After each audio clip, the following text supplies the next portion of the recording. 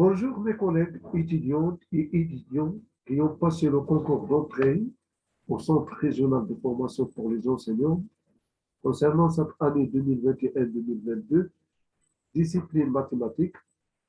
Avec vous, le professeur Ahmed Innej. Dans cette séance, mes chers collègues, on va aborder la première partie de la didactique. Tout le monde, bien sûr, a révisé avant de passer l'examen. Il a un champ de connaissances assez vague sur la didactique. Alors, la didactique, comme vous le savez, c'est une science. C'est l'art d'enseigner.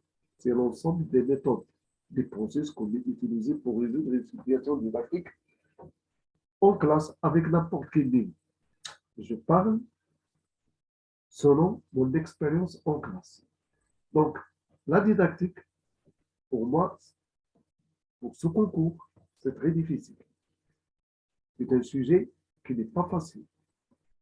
Et pour cela, je dis bravo à tous les étudiants qui ont répondu, malgré qu'ils ne sont pas des experts de leur classe, qu'ils ne sont pas des professeurs professionnels, mais ça prouve que vous avez des connaissances très importantes, vous avez un genre d'investigation, vous avez cherché et vous avez beaucoup de notions sur la didactique.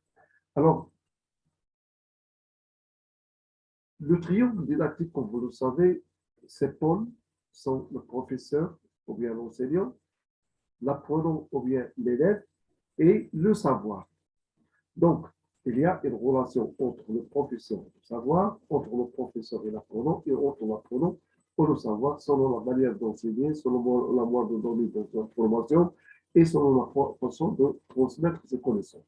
Mais nous, on s'intéresse à la didactique pour être vigilant et pour être un prof très attentif qui respecte les directives pédagogiques, ou autrement dit les recommandations vers les orientations pédagogiques, les instructions officielles, et aussi il est capable de choisir un contenu convenable et qui marche avec le niveau des élèves et qui respecte les connaissances acquises et les prolongements actionnés et aussi le déroulement de la situation en classe. Donc, le choix des activités, c'est très important.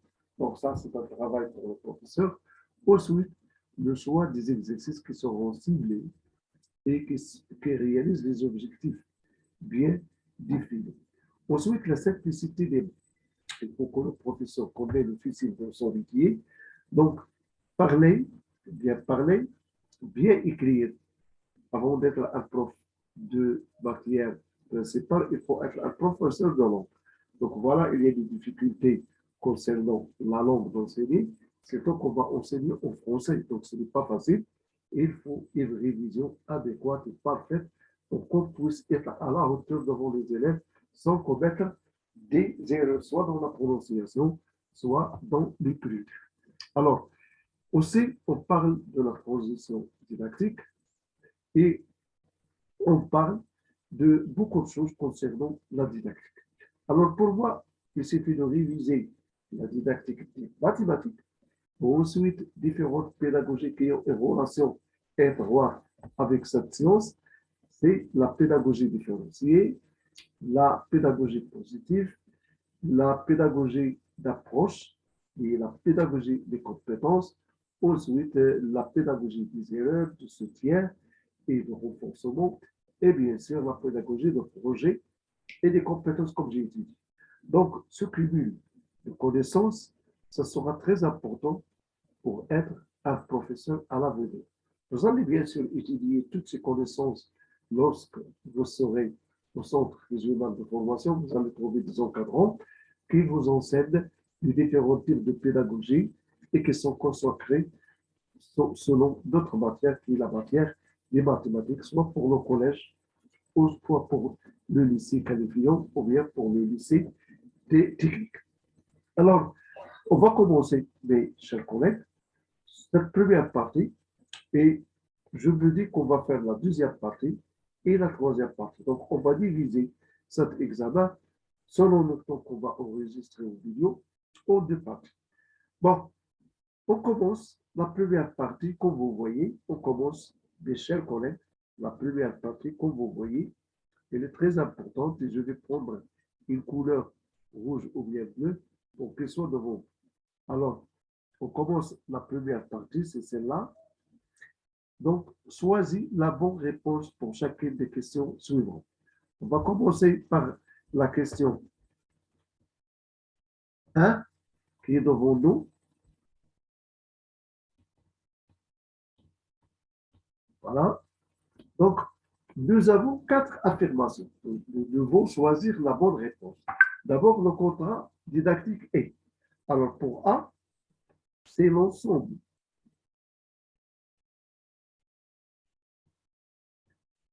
L'ensemble des savoirs transmis par l'enseignant à l'élève et l'ensemble des représentations de l'élève que l'enseignement cherche à mettre en évidence. Le contrat didactique, il faut bien le définir. Elle est très simple pour qu'on puisse choisir la bonne réponse. Alors, le contrat didactique, ça représente quoi? Ça représente un ensemble de quoi? Un ensemble de comportements. Alors, un ensemble de comportements de qui? De l'enseignant. Mais il est attendu par quoi? Par l'élève. Donc, si je lis ces affirmations, je trouve que c'est l'ensemble des comportements de l'enseignant et qui sont attendus par l'élève. Aussi, l'ensemble des comportements de l'élève qui sont attendus par l'enseignant. Comment cela, on va l'expliquer? Lorsqu'on donne un exercice d'application aux élèves, alors le professeur, il attend que les élèves répondent pour voir est-ce que la notion qu'il a étudiée était bien utilisée. Donc, c'est un comportement de l'élève que le professeur va l'évaluer, va le regarder selon le travail qu'il a fait dans le cahier de recherche pour répondre à l'exercice demandé. Donc, l'ensemble des comportements de l'enseignant qui est attendu par l'élève et l'ensemble des comportements représentent la bonne réponse des chers collègues. Donc, je vais la noter en bleu. Ça, c'est la bonne réponse. Alors, on va passer à la deuxième question. On va passer à la deuxième question.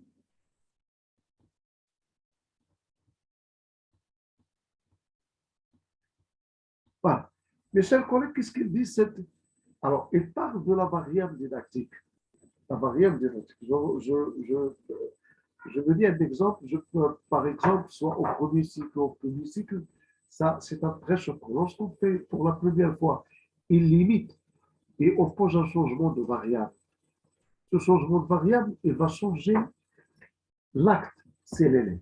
Il va se poser une question, comment le professeur va transformer cette expression, au lieu de mettre X, il va mettre Y en fonction de X.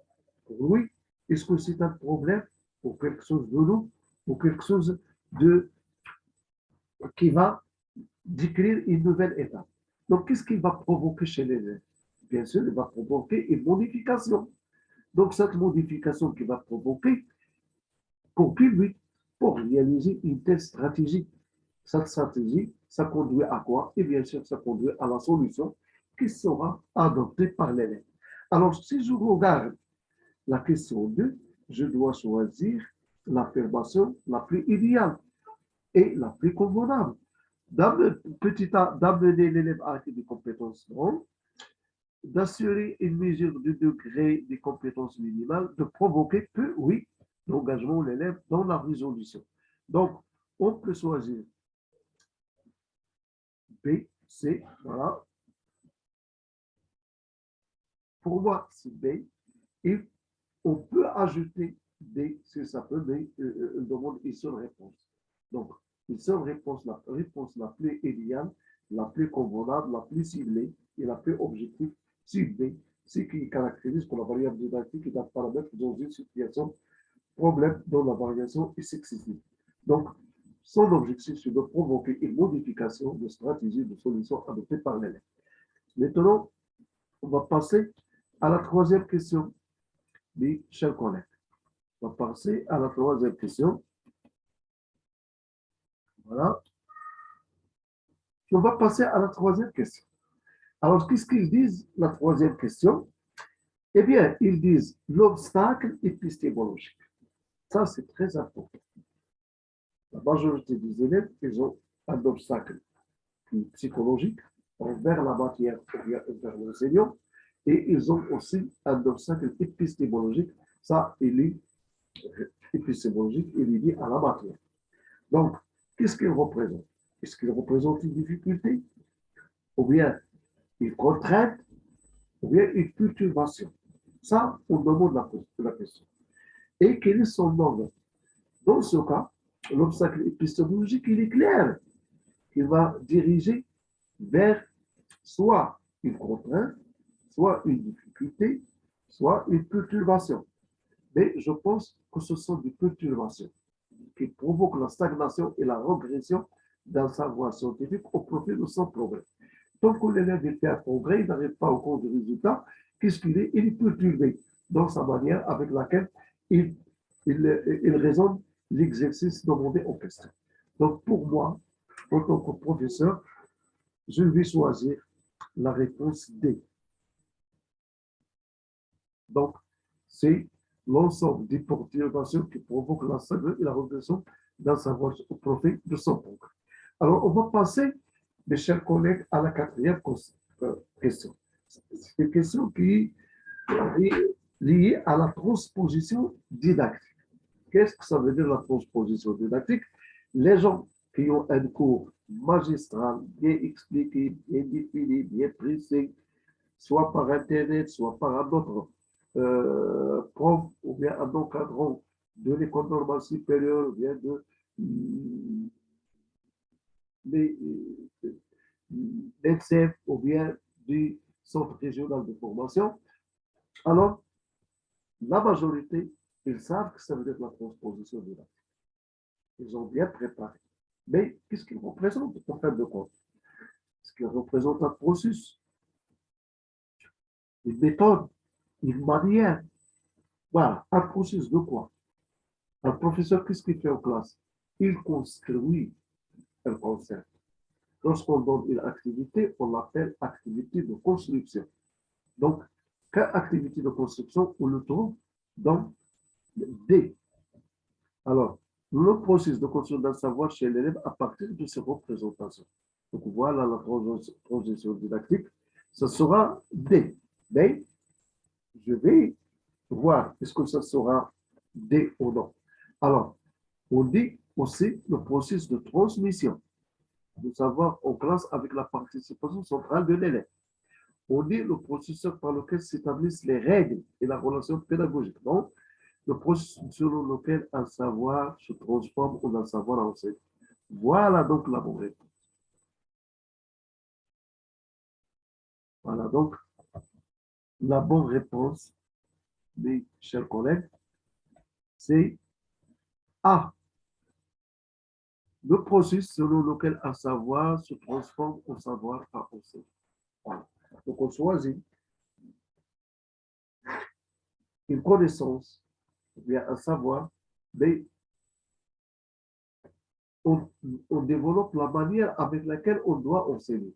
Comment le message doit partir chez l'élève avec des mots plus simples, plus ciblés et qui sont objectifs pour réaliser l'objectif donné ou bien la compétence visée ou bien la capacité à apprendre. Voilà donc la réponse de la quatrième question.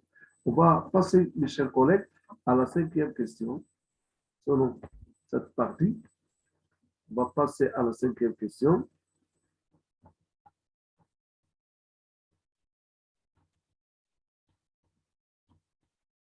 Voilà. La cinquième question, ça a relation avec le concept de conflit socio-cognitif. Qu'est-ce qu'il exprime, ce conflit? Le conflit, l'affirmation entre les états du domaine de la connaissance. Certains conflits historiques qui ont marqué l'émergence de certains concepts. L'interaction sociale entre individus et groupes dans le processus de construction d'un savoir. Les différentes attitudes sociétales envers la profondeur. Alors, selon mon expérience en tant qu'enseignant du premier cycle et second cycle, je voit que le concept de conflit socio-continu, qu'est-ce qu'il exprime? Eh bien, l'interaction. Voilà, entre les individus, c'est-à-dire entre les élèves, pour un processus de construction d'un savoir ou bien d'un concept bien différent. Donc, la vraie réponse, c'est la réponse C. Il est clair. Voilà. Alors maintenant, on va passer à la 6e question.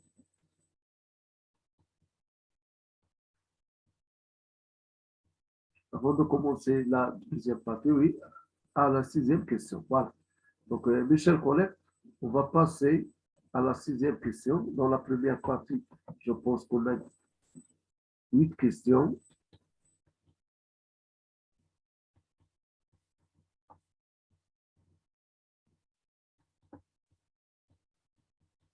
Voilà, la 6e question. Le trame conceptuel permet à l'enseignant ou bien à l'enseignant, est-ce que de garantir l'assimilation du concept à enseigner par les élèves ou bien de prévoir de façon raisonnée et précaution pédagogique d'anticiper les erreurs individuelles des élèves ou bien de connaître quoi? De connaître au préalable les questions propositives des élèves. Voilà donc la trame conceptuelle permet. Qu'est-ce qu'il permet ce qu'on fait? Et à vrai dire, il ne permet pas de garantir l'assimilation. Qu'est-ce qu'on attend? Qu'est-ce qu'on prévoit? Eh bien, on prévoit d'une façon raisonnée, mais de manière progressive et comment? Pédagogique. Voilà donc, il est clair d'après ces 4 affirmations qu'on va choisir B. Pourquoi? Parce que la trame conceptuelle permet à l'enseignant et à l'enseignant de prévoir une façon de raisonner. Lorsque nous avons un problème, qu'il soit ouvert, ou bien un problème d'extraposé, ou bien un problème de limpide, ou bien un exercice d'approfondissement, ou bien d'entraînement, alors le professeur lui-même, il va le raisonner. Mais comment il va le résoudre? Il va trouver une façon qu'il va prévoir selon la classe qu'elle a. Parfois, d'une classe à une autre, on change la façon de raisonner. Parce que cette classe, il y en a des élèves qui ont un niveau, et cette classe, des élèves qui ne peuvent pas suivre une démonstration très longue. Donc, il faut chercher une autre façon, mais ce sera progressif, pas à pas, pour ne pas perturber les élèves dans la manière où ils sont concentrés et suivre le raisonnement et qu'il soit logique. Et votre pédagogie, elle est aussi bien définie, bien adaptable et réalisable. Donc, la 6e question 6, c'est la question la plus importante, très efficace. Et qu'est-ce qu'il nous dit? La trame conceptuelle permet à l'enseignant et à l'enseignant de prévoir. Donc, je vais choisir, comme je l'ai dit, c'est B. Voilà, mes chers collègues, la réponse. À mon avis, en tant qu'enseignant, mais cela, ça demande une discussion. Alors, on passe maintenant à la 7e question. On passe à la 7e question. Voilà. Alors, le manuel scolaire, vous savez que le manuel scolaire est un outil d'apprentissage, bien sûr. Cet outil est scalé pour l'élève, pour l'enseignant, pour le parent, pour l'inspecteur pédagogique. Bien sûr, si on commence par la D, l'inspecteur pédagogique, lorsqu'il nous visite, il fait une visite pour un certain professeur. Alors, son intérêt, il va voir comment le professeur fait son cours avec ses élèves. N'importe quel livre. Durant cette séance, il regarde le processus pédagogique durant toute la séance, soit dans la construction d'un concept, soit dans l'exercice que vous avez choisi, soit dans une correction d'un devoir, ou dans une démonstration en géométrie ou d'analyse ou d'algèbre et n'importe quoi. Oui, il demande certains papiers qui sont très importants, demande le cahier de texte, la fiche pédagogique, le cahier journal, et puis la note des élèves, les contrôles, leur nombre. Ils discutent avec vous toutes ces choses-là qui sont très importantes. Donc, c'est une valise qui contient beaucoup de choses très importantes. Par contre, l'inspecteur, donc, le manuel ne l'intéresse pas au moment où tu as choisi un exercice en classe par le manuel demandé aux élèves et il veut être sûr qu'il n'y a pas de données manquantes ou bien l'exercice, est-ce qu'il il est au niveau des élèves, est-ce qu'il ne demande pas d'autres connaissances ou bien d'autres données auxiliaires, est-ce que tu as bien fait l'exercice avant de le poser aux élèves, c'est ça le rôle. Donc, le parent de l'élève, son devoir, il achète le manuel scolaire à son fils. Mon père, je veux le manuel de mathématiques, le professeur me le demande, quel type de mathématiques, il s'appelle tel et tel, sont les prix, et part à la bibliothèque et l'achète. Donc, il y a une relation plus efficace, puisque l'enseignant ou bien l'élève. L'enseignant, il a des directives pédagogiques, il a des instructions officielles. Et il y a aussi des recommandations pédagogiques. Donc, le professeur, il a une répartition des programmes. C'est lui qui choisit le contenu convenable à l'élève. Donc, un manuel, c'est un aide, c'est un outil d'aide pour le professeur. S'il a besoin de chercher quelque chose dans ce manuel ou de proposer des exercices à l'élève ou des activités à préparatoire. Mais le manuel scolaire est toujours avec l'élève, soit à la maison, soit en classe. Donc, le manuel scolaire, par l'État, il est fait par pour l'élève. Donc, notre ministère de l'Éducation, il a essayé d'élaborer le manuel, c'est pour l'élève. Donc, la réponse, pour tout le monde n'a trouvé aucune difficulté de le signaler, c'est B. Voilà. Il nous reste la dernière question, mes chers collègues, et qui a en relation avec le manuel. Mais cette fois-ci, on va voir ce qu'il demande. Le manuel est un outil d'enseignement et d'apprentissage, bien sûr. A, pour mettre en œuvre les programmes selon et aider l'élève dans son apprentissage, ou bien pour mettre en œuvre les directives pédagogiques et dispenser l'enseignement pour l'enseignant à la préparation du cours, pour mettre en œuvre les programmes et les directives pédagogiques sont substitués à eux, pour mettre en œuvre les programmes et les directives pédagogiques et substitués. Là où il y a la différence. Substitués à eux, aux élèves.